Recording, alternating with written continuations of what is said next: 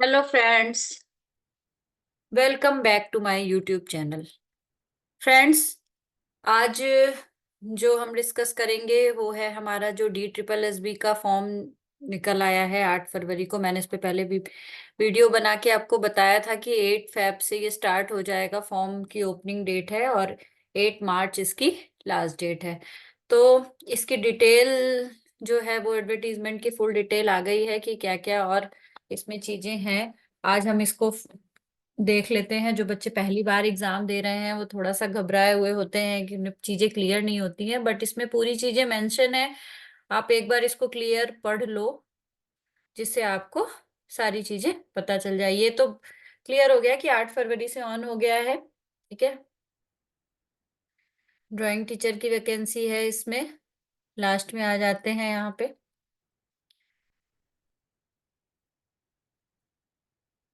ये देखिए, drawing teacher. ठीक है, 196। टोटल 527 है, जिसमें SC ST की है, OBC की है, EWS की भी है। तो अब क्या है, 8 मार्च इसकी लास्ट डेट है, ये क्लियर हो गया। ठीक है। सेकेंड चीज इसमें यह है कि केवल ऑनलाइन एप्लीकेशन ही एक्सेप्ट की जाएगी, और उसमें अगर कोई आप लोगों ने कोई गड़बड़ कर दी या कुछ फॉर्म में गलत फिलअप हो गया तो वो फिर आपका रिजेक्ट हो जाएगा। ओके। अब ये सारी चीजें हैं, ये अलग अलग देख लेते हैं। हर उस ये मैथ के मैथ टीचर के लिए है। उनकी जो जो एलिजिबिलिटी है, उसमें जो जो एसेंशियल क्वालिफिकेशन है, वो सारी चीजें हैं। हम डायरेक्ट चलते हैं फाइन आर्ट पे, ड्राइंग पे। ठीक है, चलिए ड्राइंग टीचर पे आते हैं। तो ये स्टार्ट है यहाँ से, ड्राइंग टीचर। ठीक है। फिर जनरल की UR मीन्स अनरिजर्व्ड यानी 196 है, OBC की 164, SC की 45, ST की 64, EWS की 58। टोटल है 527। ठीक है। फिर उसके बाद ये जो हैंडीकैप लोग हैं, फिजिकली एबल डिसेबल हैं, उनके लिए है ये। ठीक है, ये अलग अलग कैटेगरी उसमें भी बनी हुई है। इसके बारे में जो डिटेल है वो नीचे और दिया हुआ है। ठीक है। नेक्स्ट चलते हैं, एजुकेशन क्वालिफिकेशन जो एसेंशियल है वो क्या है। सबसे पहले तो जो हमने पहले भी डिस्कस किया था कि 5 ईयर का diploma in drawing, painting, sculpture, graphic art from university institute recognised by the government of India. ठीक है। तो ये 5 साल का तो डिप्लोमा चाहिए। उसके अगर ये है किसी भी यूनिवर्सिटी से, उसके बाद हमारे पास क्या होना चाहिए, मतलब या तो ये होना चाहिए और मतलब या तो क्या होना चाहिए, मास्टर डिग्री होनी चाहिए, MA होना चाहिए ड्राइंग पेंटिंग से, या फाइन आर्ट रिकॉग्नाइज्ड यूनिवर्सिटी। फिर है यानी BFA MFA भी होना चाहिए। BFA MFA हो गया। और अब bachelors degree in drawing painting, जो बैचलर डिग्री होती है ड्राइंग पेंटिंग की, वो हो, या तो फाइन आर्ट प्लस 2 ईयर का फुल टाइम डिप्लोमा हो। ठीक है। टोटल हमें 5 ईयर का चाहिए, जिसमें कि या तो 5 ईयर का किसी ने, जैसे बहुत इंस्टीट्यूट डायरेक्ट डिप्लोमा कराती है। ठीक है, वो 5 ईयर का कराती है, जैसे 2 साल का एक कराती है या 3 साल का एक, तो टोटल हो जाते हैं 5 ईयर। और कुछ लोग क्या करते हैं, जैसे BA किया, उसके बाद ड्राइंग पेंटिंग से फिर MA कर लिया, तो टोटल उनका 5 ईयर का माना जाता है। उसके बाद या तो BFA MFA वाले आ जाते हैं। ठीक है। तो ये सारे ही लोग इसमें एलिजिबल हैं। ये हो गई एसेंशियल की बात। अब इसमें एक और इन्होंने जोड़ा है, डिजायरेबल। डिजायरेबल क्या है हमारा, कि studies Hindi as a subject up to secondary senior secondary school level. ठीक है, यानी आपके पास हिंदी भी होनी चाहिए। मतलब पहले जब आपने सेकेंडरी और सीनियर सेकेंडरी पास किया है तो आपके पास हिंदी सब्जेक्ट होना चाहिए स्कूल लेवल पे यानी। ठीक है। तो ये चीजें आपको क्लियर हो गई। एक्सपीरियंस इसमें निल है, एक्सपीरियंस कुछ नहीं। अब इसमें ये ध्यान देने वाली बात है कि हिंदी अब इम्पोर्टेंट है और डिजायरेबल निल है। मतलब एक्सपीरियंस में कुछ भी ऐसा नहीं है कि आपके पास एक्सपीरियंस होना चाहिए, आप इसको फिल कर सकते हो विदाउट एक्सपीरियंस भी। पे स्केल भी दिया हुआ है इन्होंने। ठीक है। बेसिक ये सारी चीजें क्लियर करी हैं। और अब आ जाती है एज की बात। बहुत लोगों का कंफ्यूजन था एज, इसमें साफ साफ लिखा है नॉट एक्सीडिंग 30 ईयर्स। 30 ईयर्स से ज्यादा नहीं होनी चाहिए।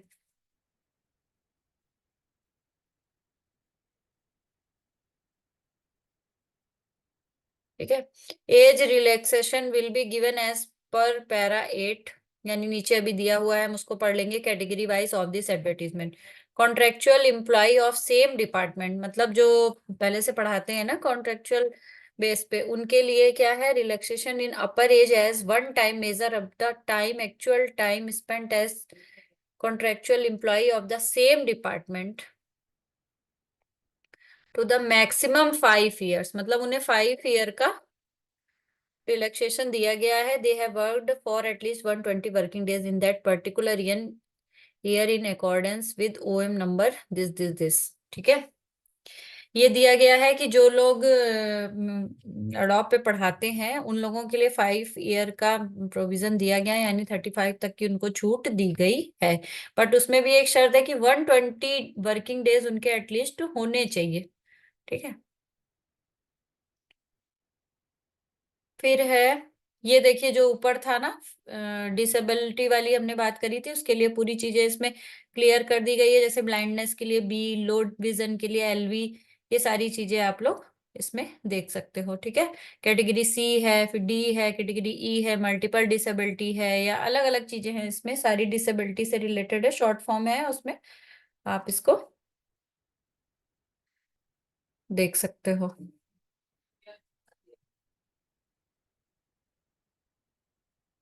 फिर है, अब बेसिक जो है डिटेल क्या है कि जो कैंडिडेट्स है वो उसके पास at least 2 years during the graduation course, the elective word में also include main subject as practised in different universities, मतलब मेन सब्जेक्ट होना चाहिए, जैसे ड्राइंग पेंटिंग का कर रहे हो आप तो आपके पास ड्राइंग पेंटिंग का सब्जेक्ट होना चाहिए। If a candidate has studied Hindi as a subject up to 8th class और in any class above 8th level, he she may be considered as having knowledge of Hindi, means अब ये तो सभी के पास ही होती है 8th क्लास तक, इसके बाद हाई स्कूल में और उसके ऊपर इंटर या 10th और 12th उसमें तो हिंदी होती है। तो ये लिखा है कि अगर 8th क्लास तक भी है, Naini class above 8th level, 8th level के ऊपर है तो उसे कंसीडर किया जाएगा, ठीक है। स्कूल सब्जेक्ट में ये सारे सब्जेक्ट आपके दिए गए हैं, मोस्टली सभी के पास होते हैं इनमें से सारे ही सब्जेक्ट, तो इससे कोई वो नहीं है आपका। फाइन आर्ट, फिजिकल एजुकेशन, ठीक है, ड्राइंग पे हमें ड्राइंग से मतलब है, ड्राइंग पेंटिंग हो गया और फाइन आर्ट्स हो गया। नेक्स्ट है eligibility criteria. Citizen of India, सभी को पता है सिटीजन ऑफ इंडिया ही इसमें फिल कर सकते हैं। Candidate must be eligible to term of age, educational qualification, experience etcetera per recruitment rules, जो भी इसके रूल्स हैं, जो भी हमने इसमें एडवर्टीजमेंट में पढ़ा है वो सारे फॉलो करने हैं, मतलब वो सारे फॉलो होते होंगे तो ही उसको फॉर्म फिल करके उसका पूरा फॉर्म माना जाएगा। Educational qualification, age, experience etc as is to put it related in advertisement shall be determined as on 8/3/2024, मतलब कि 8 मार्च के पहले तक ही उसकी जो सारी चीजें हैं वो उसमें कंप्लीट होनी चाहिए। ऐसा नहीं है कि हमने फॉर्म भर दिया और हमारी जैसे कि एज है सपोज 30 लास्ट एज है, तो 30 साल के, ऐसा नहीं है कि हम 30 के हो चुके मार्च में 8 के बाद, और 8 के मतलब पहले, सॉरी, और बाद फॉर्म भरा हमने 8 को, क्योंकि 8 लास्ट डेट है। तो अब हमारी एज जो है ये इसमें इसलिए इन लोगों ने मेंशन कर दी है, जो 30 ईयर का हम लोगों को दिया गया है तो वो अगर 8 मार्च के पहले तक नहीं होनी चाहिए, ऐसा होना चाहिए, ठीक है। फिर है हाउ टू अप्लाई, कैसे करेंगे। सबसे पहले तो इसमें ये है कि ऑनलाइन फॉर्म है, तो हमें ऑनलाइन के लिए पहले अपनी एक आईडी बनानी होती है। आप जाओगे इस वेबसाइट पर DSSBonline.nic.in, इस पे जाके रजिस्ट्रेशन करना होगा, वन टाइम एक्सरसाइज है, फिर यूजर आईडी आपको पासवर्ड जनरेट हो जाएगा। ये सब बहुत सिंपल स्टेप है, इसमें ऑलरेडी आप जैसे ही लॉगिन करोगे आपको सारे स्टेप समझ में आ जाएंगे, जैसे मोबाइल पे ओटीपी आ जाएगा, उसके बाद आप लॉगिन कर सकोगे, एक यूजर आईडी बन जाएगी, पासवर्ड बन जाएगा, ठीक है। नेक्स्ट क्या है, एलिजिबल कैंडिडेट में apply online through this website, ठीक है, ये ऑफिशियल वेबसाइट है, आप सब लोग देख लेना, उस पे जाओगे, जैसे ही गूगल पे डाल के सर्च करोगे आ जाएगा, उस पे जाके आप इसको फिल कर सकते हो। क्या है, candidate must go through the instruction for applying online carefully filling up, मतलब जब भी आप फॉर्म भरो तो सबसे पहले सारे इंस्ट्रक्शन केयरफुली पढ़ लो, उसके बाद ही फॉर्म भरना है। ऑनलाइन मोड ही है इसका एप्लीकेशन थ्रू का, अदर मोड नहीं एक्सेप्ट किया जाएगा, बार बार लिखा हो गया है इसमें। Opening date submission online application, closing date submission date is 8 March. ठीक है। फिर क्या है, candidates are advised in their own interest to submit the online application much before the closing date and not to wait till the last date. देखो इन्होंने खुद लिख दिया, क्योंकि क्या होता है ना, कई बार हम फॉर्म निकलता है उसके बाद अब भर देंगे, अब भर देंगे, अब भर देंगे, ऐसा करते करते वो डेट आ जाती है और उसके बाद साइट पे इतना लोड होता है कि आपका फॉर्म फिल होने में बहुत प्रॉब्लम होती है। कई बार आप पेमेंट कर देते हो, रिसिप्ट नंबर नहीं आ पाता है, ट्रांजेक्शन आईडी नहीं मिलती है, तो बहुत सारी इसमें प्रॉब्लम आती है। तो इसके लिए क्या है कि इन्होंने पहले ही लिख दिया है कि लास्ट टाइम का वेट ना करते करते आप जब ऑन हो गया है अब 8 फैब को, तो जो जो लोग सबमिट कर रहे हैं या भर रहे हैं तो वो आप इसी ड्यूरेशन में कर दें, ना कि 8 मार्च का इंतजार करें। ठीक है। तो ये सारी चीजें हैं। Before submission the online application candidate must check and sure that they have filled correct details. ठीक है। करेक्ट डिटेल्स करनी है, क्योंकि इसमें लिखा हुआ है साफ साफ, once online application form is submitted, अगर सबमिट कर दिया, no request for changing, correction, modification including change of category तक भी चेंज नहीं होगी, will be entertained or allowed under any circumstances. ठीक है। ये सारी चीजें हैं, तो ध्यान से फॉर्म भरना है। आपकी डेट ऑफ बर्थ क्या है, आपका ईयर, जो पासिंग ईयर है, ये सारी चीजें, हाई स्कूल इंटर की ये सारी चीजें इसमें पूछी जाएंगी। तो आप फॉर्म फिल करने से पहले सबसे सबसे अच्छा जो होता है, जो हम लोगों का एक्सपीरियंस है, अब हम लोग ने फॉर्म भर इतने भरे हैं, हमें आइडिया है कि हमें जब भी फॉर्म भरना होता है तो हमारे पास अपनी सारी इंफॉर्मेशन एक जगह पे पहले से ही होनी चाहिए। ठीक है। आप चाहे उसको पेपर पे लिख के एक जगह रख लो या अपने लैपटॉप पे कहीं सेव कर लो, और उसके बाद सीधे से वहां से देख के आप उसको फिलअप करते जाओ सही से। ठीक है। ये नहीं कि पहले अभी हमने देखा फिर देखने चले गए, फिर ये देख रहे हैं, फिर ये देख रहे हैं, ऐसा नहीं। एक ही जगह सारी detail, high school, inter high school में कौन से सब्जेक्ट थे, हाई स्कूल में कितने परसेंट मार्क्स थे, या अगर पूछा जाता है हाई स्कूल किस ईयर में किया था, 3 4 चीजें ही होती हैं बेसिकली, वही पूछी जाती हैं। ईयर पूछा जाता है, कितने परसेंट मार्क्स हैं वो पूछा जाता है, या पर्टिकुलर सब्जेक्ट में कितने परसेंट मार्क्स थे ये पूछा जाता है। तो आपको एक अपना बना के रख लेना है, जब भी कोई भी फॉर्म आया आपने तुरंत वहां से उठाया, कॉपी पेस्ट मारा, आपका फॉर्म जल्दी सबमिट होता है। ये सारी बहुत छोटी छोटी ट्रिक्स हैं, लेकिन आप लोगों के लिए बहुत यूजफुल हो जाएंगी। ठीक है। तो ये सारी चीजें आप लिख सकते हो एक जगह रख के, और उसके बाद अपना फॉर्म आप जल्दी भर लोगे। ठीक है। अगर आपके पास सारी चीजें एक ही जगह अवेलेबल है तो आपको ज्यादा टाइम फॉर्म भरने में नहीं लगेगा। इसमें साफ लिखा है कि कोई चेंज नहीं होगा बाद में, इसलिए फॉर्म भरते समय बहुत ध्यान से भरना है। Request received in the regard in any form like post, fax, email, ये सब कुछ भी एक्सेप्ट नहीं किया जाएगा कि आपने इसका फॉर्म भर के प्रिंट आउट देने वहां चले गए या कुरियर कर दिया, सब कुछ भी नहीं है। जो भी होगा, जो भी मिस्टेक होगी, डेटा फीड सब उस कैंडिडेट की खुद की होगी। ठीक है। इसलिए डीएसएस भी इसके लिए कोई भी छूट नहीं दे रहा है, इसलिए आपको ये ध्यान रखना है। नेक्स्ट है application fees and mode of payment. क्या है इनका, 100 rupees only. Women candidates and candidate belonging to schedule caste, schedule tribe, physically able, ex serviceman category are exempted from application fees, मतलब इनको फीस नहीं देनी है, एग्जेम्प्टेड है। बाकी के लिए क्या है, 100 रुपीज फीस है। वुमेन कैंडिडेट के लिए हमेशा DSSB में फ्री होता है। ठीक है। नेक्स्ट क्या है कि ex serviceman who have already secured employment in civil side under central government, government and city of Delhi और autonomous local bodies on regular basis after availing the benefits of reservation given to ex-servicemen for their re-employment are not eligible for fee concession। ठीक है। उनको फी concession नहीं मिलेगा। The candidate submitting their application online should pay the requested fees only through SBI ePay। जो भी लोग fees payment करेंगे उसमें किसका सब माना जाएगा, SBI का ई पे। ठीक है। फिर क्या है, अदर मोड जो है वो मान्य नहीं होगा, रिजेक्ट कर दिया जाएगा। नेक्स्ट आते हैं एग्जामिनेशन स्कीम, DSSB। ये हम पहले भी इस पे बारे में बात कर चुके थे। Will conduct one tier examination, one tier examination online examination है। फिर पोस्ट किसकी है, ट्रेंड ग्रेजुएट टीचर यानी TGT एंड ड्राइंग टीचर। ठीक है। एंड ड्राइंग टीचर की।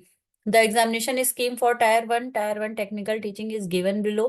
टाइमिंग दी हुई है, कितना है, 2 आवर का पेपर होगा, 200 क्वेश्चंस होंगे और 200 मार्क्स होंगे। ठीक है। कोई भी पर्टिकुलर क्वेश्चन के ऊपर लिखा है ना टोटल मार्क डिस्क्रिप्शन, कोई नहीं होगा कि ये इतने नंबर का है, ये इतने नंबर का। 2 आवर का है, 200 है question, total marks 200, grand total 200। Syllabus क्या है? सिलेबस है 1 मार्क ईच पर existing examination scheme, general awareness, general intelligence, reasoning ability, arithmetical numeric. ये हम पहले भी इस पे मैंने वीडियो बनाया, आप लोग को बताया था, सेम सारी चीजें है। Test of Hindi language and comprehension test of English language, यानी जो फर्स्ट पेपर है हमारा वो 5 पार्ट में डिवाइड हो जाएगा। First paper means first section, sorry. तो फर्स्ट सेक्शन, ए सेक्शन जो है 5 पार्ट में डिवाइड हो जाएगा। ईच जो हमारे वो होंगे टॉपिक है वो किसके, 20 मार्क्स के, यानी जनरल अवेयरनेस 20 का, जनरल इंटेलिजेंस 20 का, arithmetical, test of Hindi language और test of English language comprehension, ये हो गया सब 20 मार्क्स के। टोटल हो गए 100 मार्क्स। नेक्स्ट है MCQs of 1 mark each from the subject concerned including question on teaching methodology और बीएड, यानी कि आपका अपना सब्जेक्ट और उसके बाद किसे, टीचिंग मेथोलॉजी से भी क्वेश्चन आएंगे।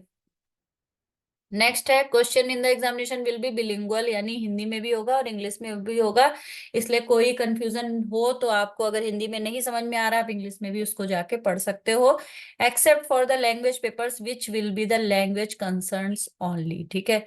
अब जैसे हिंदी का पेपर है तो वो हिंदी में ही होगा, वो इंग्लिश में तो कर नहीं पाएगा, तो जो उसका खुद का सब्जेक्ट है, या इंग्लिश का पेपर है तो इंग्लिश में ही आएगा, हिंदी में नहीं आएगा।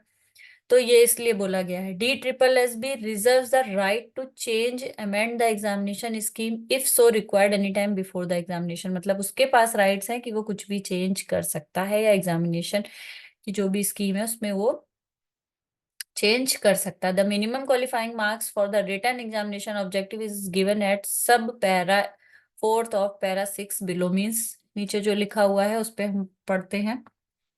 नेक्स्ट है for the applicants of technical teaching post code 80328811, ठीक है। The mandatory minimum qualifying marks in tier 1 examination, इसमें हमारा ड्राइंग टीचर भी आ गया।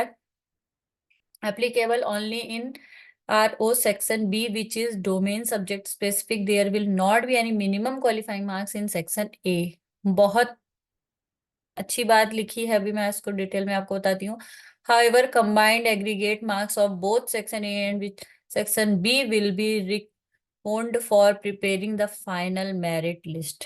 इसका मतलब ये है कि आप लोग को ये घबराने की जरूरत नहीं है कि सारे ही जो सेक्शन ए है, जिसमें general intelligence, general Hindi, general English और मैथ और ये सारी चीजें दी गई हैं, कि पूरे पेपर पूरा पहले पास कर लो, कि मतलब उसमें पासिंग मार्क्स जरूरी है तभी हमारा सेकंड पेपर का वो होगा। इसमें ऐसा कुछ नहीं है। आपके जो एक फाइनल कट ऑफ बनता है वो आपके दोनों सेक्शन मिला के बनता है।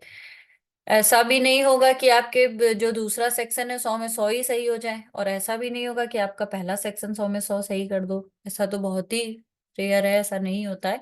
बट लेकिन इसमें ये घबराने की बात नहीं है कि अगर आपको बहुत सपोज, बहुत सारे बच्चे ऐसे होते हैं जिनको फर्स्ट पेपर तैयार करने में बहुत डिफिकल्टी होती है, तो अगर आप फर्स्ट पेपर अच्छे से पढ़ रहे हो तो दैट्स गुड। बट अगर आपको थोड़ा कंफ्यूजन रहता है या फर्स्ट पेपर में इतना नहीं समझ में आता चीजें, तो आपको अपने सब्जेक्ट पे इतनी अच्छी पकड़ होनी चाहिए, या अपना सब्जेक्ट इतने अच्छे से आपको पढ़ना चाहिए कि जिससे आपकी पूरी मेरिट कवर कर ले वो फर्स्ट पेपर की भी, ठीक है। तो यहाँ पे सच ऐसा कुछ नहीं है कि पहले पेपर की इतना परसेंट होना चाहिए तब सेकंड पेपर का इतना, ऐसा कुछ नहीं है। दोनों सेक्शन मिला के अगर आप बहुत अच्छा कर सकते हो अपने सब्जेक्ट में तो कर लो, उतना मिनिमम जो इनका कट ऑफ होता है उसको पार कर लो तो कोई बात नहीं। लेकिन अगर बहुत सारे बच्चे हैं, हो सकता है उनका अपना सब्जेक्ट ही इतना अच्छे से ना तैयार हो, उनका जनरल पेपर बहुत अच्छे से तैयार हो, और दोनों मिला के उनकी मेरिट बन रही है, कट ऑफ जा रहा है, तो वो उसको क्लियर कर लेंगे, ठीक है। तो आई थिंक आप लोग को ये बात अब क्लियर हो गई। बहुत सारे बच्चे इसके लिए मेरे पास कमेंट्स करते हैं, उनको बहुत कंफ्यूजन रहता है कि पहला पेपर पास करेंगे मैम तब दूसरा पास होगा। तो यहाँ पे ये चीज DSSB ने क्लियर कर रखी है कि आपको टोटल में ही आपको क्लियर करके कट ऑफ फिर पार करना है। अगर आप दोनों मिला के कट ऑफ क्लियर हो गया तो वो पास हो गया फाइनल मेरिट लिस्ट में, उसी को माना जाता है, ठीक है। तो ऐसा डरने की जरूरत नहीं है कि हाय मैथ आ रही है, अरे आपको मैथ नहीं समझ में आ रही है, आप हिंदी अच्छे से तैयार कर लो, इंग्लिश अच्छे से तैयार कर लो, या जनरल अवेयरनेस इतने अच्छे से तैयार कर लो कि इतना तो कर लो कि जो भी करो कि वो एकदम क्लियर हो। क्योंकि मैथ, बहुत सारे जो फाइन आर्ट के बच्चे होते हैं उनकी मैथ बहुत अच्छी नहीं होती है, या और भी चीजों में वो इतना नहीं पढ़ पाते। दूसरा इसमें एक और भी पॉइंट है कि अगर मैथ करेंगे टाइम ज्यादा जाता है, फिर उसके बाद निगेटिव मार्किंग का भी डर है। तो बहुत सारी चीजें होती हैं, इसलिए स्टेप बाय स्टेप हम पढ़ाई करें। अगर इसकी, अगर हमको ये लग रहा है ये 5 पार्ट में हम 2 पार्ट बहुत अच्छे से निकाल सकते हैं, तो आप उस 2 पार्ट पे बहुत ज्यादा फोकस करो।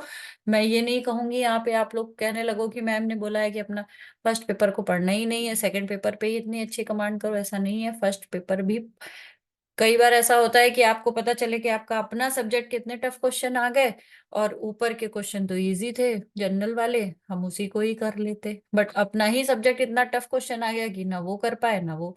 तो इसलिए ऐसी तैयारी होनी चाहिए कि अगर इन केस हम कहीं फंसे तो हमारे पास फर्स्ट सेक्शन के क्वेश्चन भी इतने अच्छे से क्लियर होने चाहिए, मतलब पूरा श्योर होना चाहिए, तभी हमें आंसर पुटअप करना है। ऐसा नहीं है कि सोचा लगा दिया, सोचा लगा दिया। क्योंकि यहाँ पे सबसे बड़ा जो ड्रॉबैक है वो है हमारा निगेटिव मार्किंग। ठीक है, आई होप आपको चीजें क्लियर हो रही है। अगर इसके अलावा कोई क्वेश्चन हो तो आप कमेंट्स करके पूछ सकते हैं।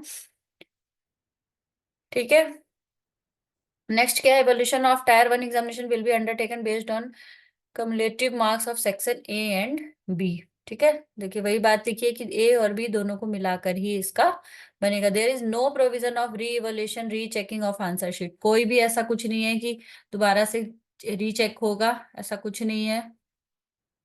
फिर है D triple S B reserve the right to cancel withdraw delete question.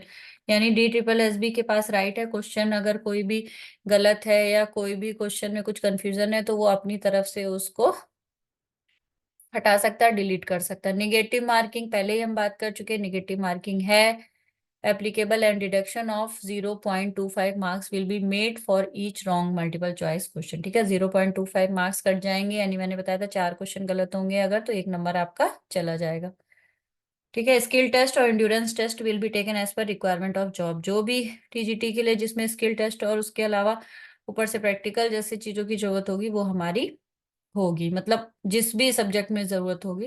Post preference क्या है, the examination will be held for the post of train graduate teacher and drawing teacher for director education new Delhi Panchkula detail performance post in respect of department will be taken the time of online calling in E dossier in case of candidate does not say his or her performance then in the case of such a candidate found eligible as per RRs and such decision will be final।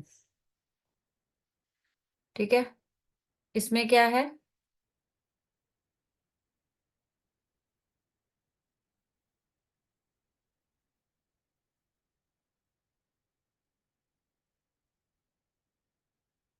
इसमें जब हमारा जैसे exam के बाद क्या होगा ना, जब कट ऑफ निकलेगा तो उसके बाद एक डॉजियर फॉर्म निकल मतलब आते हैं, वो हमें ऑनलाइन ही आएगा। जो जो बच्चे एलिजिबल होंगे, कट ऑफ पार कर चुके होंगे, उनके ये फॉर्म भरे जाएंगे। उसके बाद ही अगर आपने ई डॉजियर फॉर्म नहीं भरा, आपने नहीं देखा, तो उसके बाद आपको कॉलिंग नहीं करी जाएगी। मीन्स अगर आपने उसको स्किप कर दिया, आपने ध्यान नहीं दिया, तो वो आपका मान्य नहीं होगा, भले ही आपका सिलेक्शन हो चुका हो। ठीक है, तो इसमें लिखा हुआ therefore candidate must be careful in exercising the preference. ठीक है, तो ये ध्यान देते रहने वाली बात है। मोड ऑफ सिलेक्शंस क्या है हमारा, marks scored by candidate in the computer based examination will be normalised formula publish by vide notice this. ठीक है,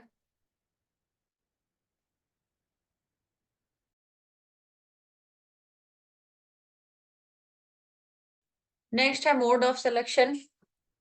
Marks scored by candidates in the computer-based examination will be normalized by using the formula published by DSSB wide notice this dated 1199 and such normalized scores will be used to determine final merit and selection। And next year 3 पे चलते हैं हम लोग, ये जो लिखा है उसके बेस पे हमारा सिलेक्शन होगा।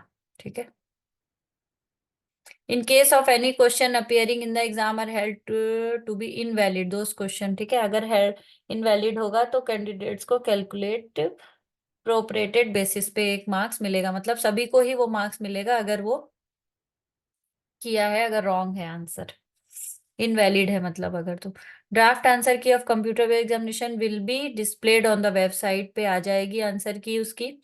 बोर्ड ऑर्डर टू अचीव, देखिए ये दिया गया है जो हमने भी ऊपर पढ़ रहे थे कि क्या कट ऑफ कटा कर दिया गया डिफरेंट कैटेगरीज के लिए। जनरल और ईडब्ल्यूएस को कितना परसेंट, 40%, ओबीसी को कितना 35% दिल्ली का है जो, और एससी एसटी 30%। ओबीसी केवल दिल्ली वालों के लिए ही है, बाकी सब जनरल में ही काउंट होंगे।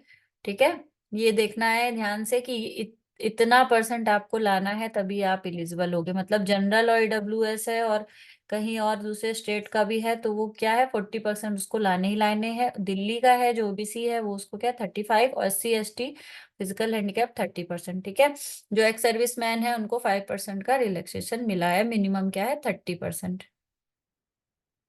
नेक्स्ट आते हैं reserve right to press minimum cut off marks और इनकोस्ट एलिजिबल कैंडिडेट। ठीक है, फिर है डिफरेंट कैटेगरी का डिफरेंट होगा मार्क्स, वो जब रिजल्ट निकलता है उसके अकॉर्डिंग ही पता चलेगा कट ऑफ मार्क्स सिलेक्शन। लेकिन ये हमारा मिनिमम है, अगर मतलब इतना है तो ये तो पास ही है। इफ देयर आर टू और मोर कैंडिडेट सेम कैटेगरी, अगर जैसे कई बार होता है एक जैसे मार्क्स होते हैं तो उसके इसकी सब कैटेगरी दी गई है कि किस बेस पे उसका मतलब आगे बढ़ाया जाएगा। फिर है ये सारे अलग अलग चीजें हैं, मतलब अगर दो लोगों के एक जैसे मार्क्स हैं तो फिर देखा जाएगा कि किसको आगे रखा जाए, फिर क्या देखा जाए, फिर क्या इक्वलिटी देखी जाए, उसके हिसाब पे उसे लाया जाएगा। फिर है final selection allocation department of the candidate qualified will be made on the basis of their performance the examination scheme performance. ये सारी चीजें हैं, ई डोजियर भरेगा सारी जो उसके मतलब रूल्स हैं वो सारे, एलिजिबिलिटी है, सारी सारी चीजें चेकिंग होगी उसके बाद ही फाइनल सिलेक्शन होता है। ऐसा नहीं है कि अगर कोई चीज आपकी मिस है या कोई पेपर नहीं है तो उसके बाद आपका सिलेक्शन हो जाएगा, ऐसा नहीं है। सारी चीजें आपकी क्लियर होंगी, सब डोजियर और सारी चीजें, उसके बाद ही वो फाइनल सिलेक्शन करते हैं। Once a candidate has been allocated first available preference as per merit, he she will be not be considered subsequent preference। ठीक है, जो भी उसको दिया जाएगा allocated होगा फर्स्ट टाइम पे वही मान्य होगा, उसके अलावा कुछ भी प्रेफरेंस नहीं दिया जाएगा। ठीक है, candidate will be treated as final and irreversible. इसलिए ध्यान रखना है जो भी चीजें आप भर रहे हो, आपने जैसे मान लीजिए पहले कोई भी फिलअप कर दिया उसके बाद दूसरा वो आपको चांस नहीं देंगे। The final allotment department will be mode on the basis of merit cum preference of department of candidates. ठीक है, once a department is allocated no change to department will either be entertain or allowed by the board. ठीक है, वही बात लिखी है, एक बार आपको एलोकेट कर दिया गया फिर नहीं किया जाएगा। ये सारी पास होने के बाद की बातें हैं। फिर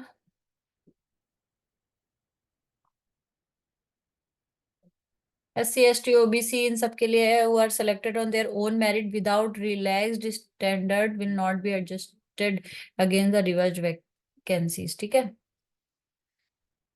जो भी मतलब जिस पोस्ट का है उसको उसी पोस्ट से बेनिफिट मिलेगा, उसके अलावा वो अलग बाद में किसी और रिजर्व कैटेगरी में वो नहीं आ सकता है। ठीक है, ये सारी चीजें इसलिए जब भी फॉर्म भरें तो आप ध्यान रखें।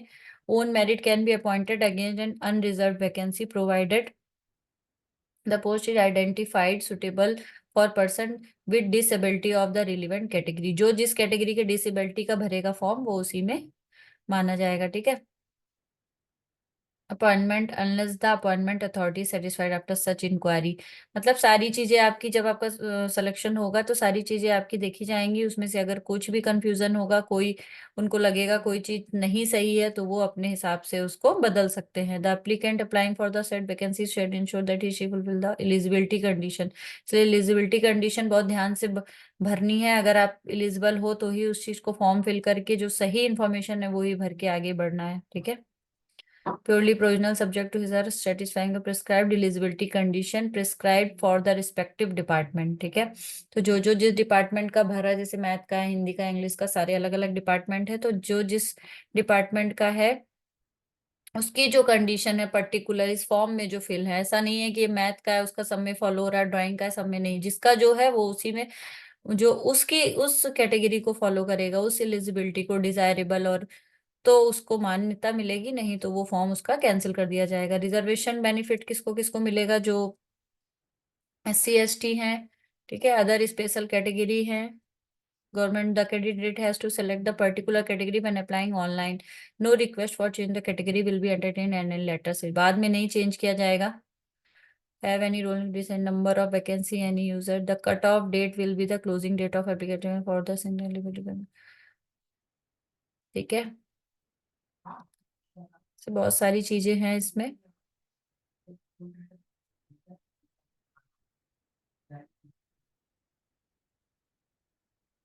Unreserved candidate they must apply under the details.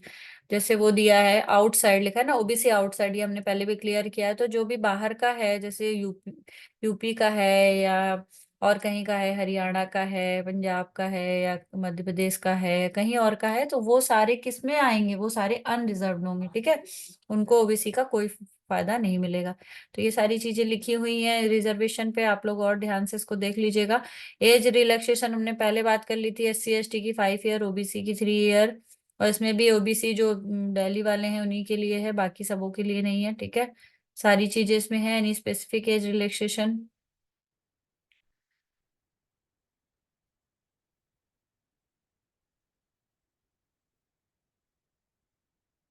ये सारी चीजें वही हैं. आप लोग ध्यान से इसको एक बार और पढ़ लेना. जो मेन मेन चीजें थी हमने पहले बता दी. Candidate are advise to upload recent and clear photograph करनी है. ब्लर और illegal photograph signature will be reject, ये सब रिजेक्ट हो जाएगा. ठीक है, करेक्शन के लिए बार बार लिखा है, वही चीजें शॉर्ट में लिखी, जनरल इंस्ट्रक्शन दिए हैं. तो सारी चीजें आप लोग पढ़ लेना एक बार ध्यान से, उसके बाद ही फॉर्म को फिलअप करना. बार बार इसमें यही लिखा है कि चेंज करने का ऑप्शन नहीं है. सारी चीजें हैं. बहुत सारे बच्चों का कंफ्यूजन रहता है क्योंकि DSSB में ऑनलाइन एग्जाम में जब जाओ तो ये नहीं पहनना वो नहीं पहनना, इसलिए वो सारी चीजें भी इन्होंने इस बार लिख दी हैं. तो ये सारी चीजें आप लोग को बहुत ध्यान से पहले एक एक चीज पढ़ लेना है, उसके बाद ही फॉर्म फिलअप करना है. ठीक है, क्या पहन के जाना है, एटलीस्ट ये तक लिखा हुआ है. Low heel, sandal, slipper shoes are not allowed, ये सारी चीजें देख लेना. ठीक है, action against for guilty of misconduct, जो भी होगा उसके लिए क्या क्या बिहेव होगा, ये सारी चीजें डिसीजन फाइनल माना जाएगा. ठीक है, तो ये सारी चीजें हो गई आज के इस वीडियो में हमारी. इसके अलावा कोई कंफ्यूजन है तो आप पूछ सकते हो. हमने मेन मेन बात कर ली. सबसे बड़ी बात ये है कि जो भी आप फॉर्म फिल करो तो पहले एक ये डिटेल वीडियो आप लोग जो नोटिफिकेशन है इसको अच्छे से इंस्ट्रक्शन पढ़ लो, उसके बाद ही फॉर्म फिलअप करना. कोई भी गलती नहीं करना, गलती करने पे फॉर्म आपका रिजेक्ट हो जाएगा, आपको पता भी नहीं चलेगा. तो बहुत तब क्योंकि जब बाद में आपका एडमिट कार्ड नहीं आएगा तो आप कंफ्यूज हो गए कि क्या हुआ. तो ये सारी चीजें ध्यान रखनी है. इसके अलावा ऑल द बेस्ट सभी को. आप लोग जल्दी जल्दी अपना फॉर्म भर लो जिसने भी फॉर्म नहीं फिलअप किया है. आई होप आपको वीडियो पसंद आया है. इसके अलावा कंफ्यूजन हो तो भी आप कमेंट्स करके पूछ सकते हैं. मिलते हैं अपने नेक्स्ट वीडियो में, तब तक के लिए बाय बाय.